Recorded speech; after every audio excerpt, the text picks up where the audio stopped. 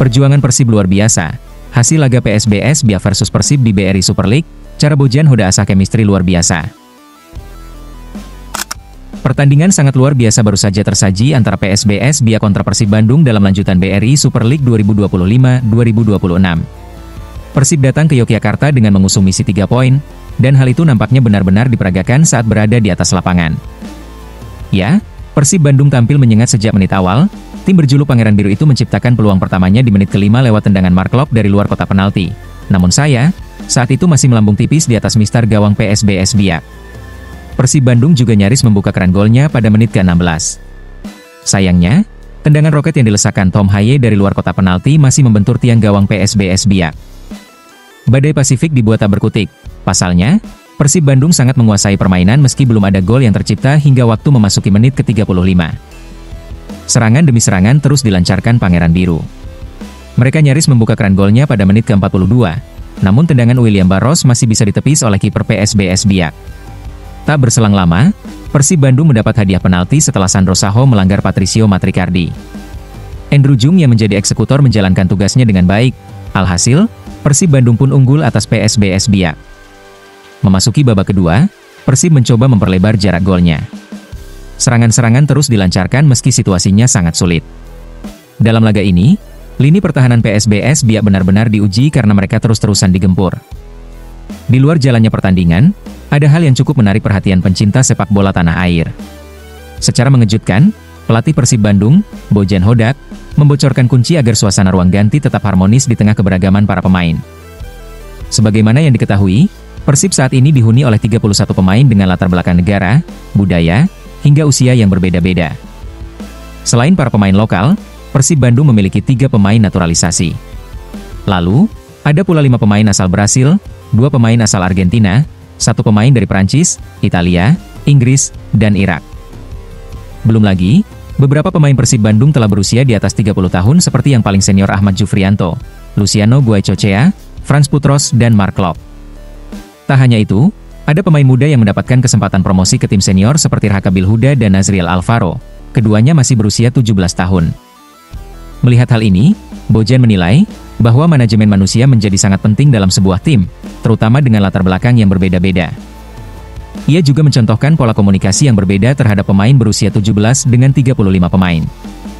Pelatih asal Kroasia itu mengaku pernah mendapat saran dari mantan pelatih Chelsea dan Sabah FC, Ken Shelito saat dirinya bekerja di AFC.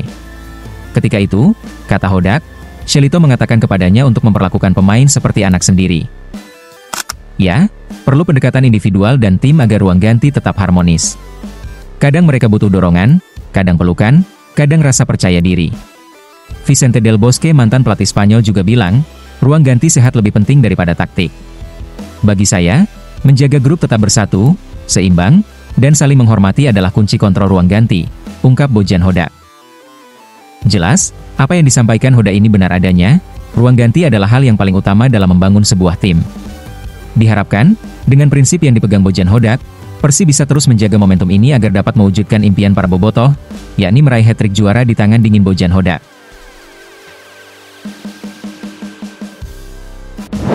Persib dihantam jadwal padat, Bojan Hodak tiba-tiba ajukan perubahan jadwal. Ternyata ini penyebabnya. Sebagaimana yang diketahui, saat ini, Persib Bandung sedang menatap jadwal padat usai jeda internasional Oktober 2025. Dalam kurun waktu 22 hari, Persib harus menjalani 6 pertandingan, dengan 4 laga diantaranya ialah partai tandang. Hal ini yang membuat tingkat kesulitan skuad Maung Bandung menjadi lebih berat. Maung Bandung baru saja memainkan laga melawan PSBS Biak.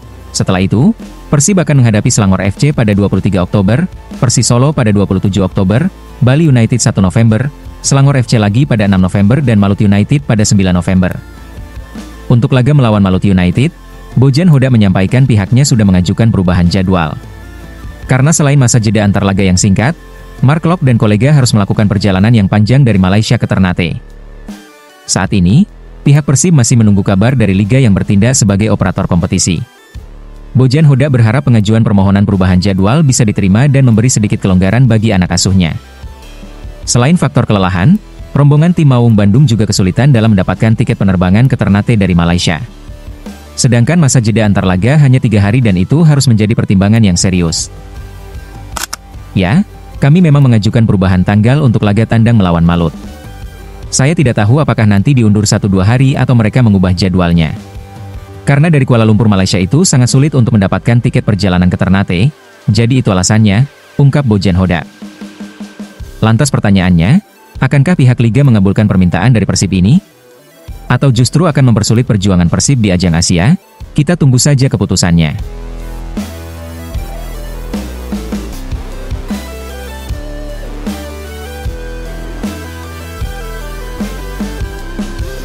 Mampu tunjukkan kualitas di lini depan Maung Bandung, William Barros tegaskan masih belum puas. Saat ini, nama William Barros sedang menjadi sorotan utama di tubuh Persib Bandung. Pasalnya, penyerang asal Brasil itu tampil luar biasa sejak bergabung, langsung menjelma menjadi mesin gol anyar yang diandalkan Maung Bandung. Sejauh ini, Barros berada di puncak sebagai top skor di skuad Maung Bandung dan itu sudah cukup untuk menjawab ekspektasi besar supporter setelah kepergian David da Silva. Meski begitu, Barros ternyata belum merasa puas dengan performanya sejauh ini.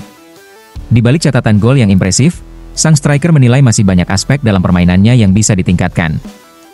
Ambisi untuk terus berkembang membuat Barros tetap bekerja keras di setiap sesi latihan demi membawa Persib melangkah lebih jauh musim ini. Meski tahu, dia merupakan pemain yang dibilang sukses di Persib sejauh ini, striker 29 tahun itu enggan terlena dengan performanya yang sedang menanjak itu. Baginya, produktivitas gol bukan satu-satunya ukuran keberhasilan.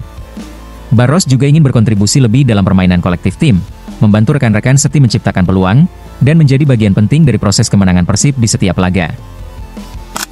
Saya sangat senang dengan kondisi yang saya miliki saat ini, tapi tentu masih ada ruang untuk berkembang. Jadi saya akan bekerja lebih keras lagi dan membantu Persib meraih hasil terbaik di Liga. Kami sudah melakukan segala persiapan dengan baik, jadi masih ada beberapa hari lagi sebelum pertandingan untuk lebih baik. Yang pasti, kami akan berusaha agar bisa pulang dengan membawa kemenangan, ungkap William Barros. Dengan semangat dan rasa lapar gol yang belum padam, Barros bertekad menjawab kepercayaan tim dan supporter Persib. Jika ketajamannya terus terjaga, bukan mustahil William Barros bakal menjadi ikon baru di lini depan Maung Bandung, penerus alami sang predator lama, David da Silva.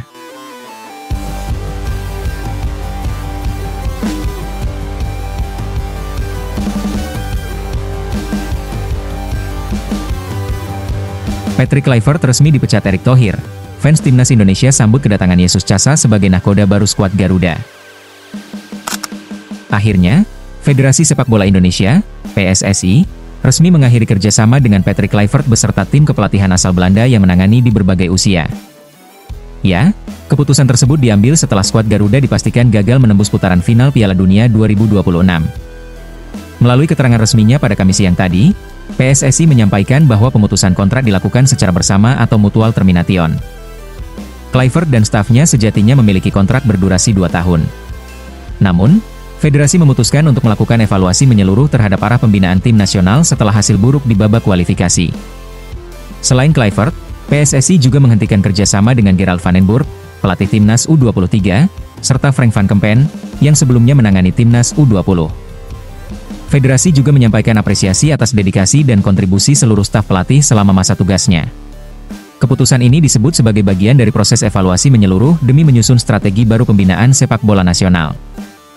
Langkah ini menandai akhir era kepemimpinan Kluivert di Indonesia, yang sejak awal diharapkan bisa membawa napas baru bagi Timnas Garuda, namun belum mampu memenuhi ekspektasi untuk tampil di Piala Dunia 2026.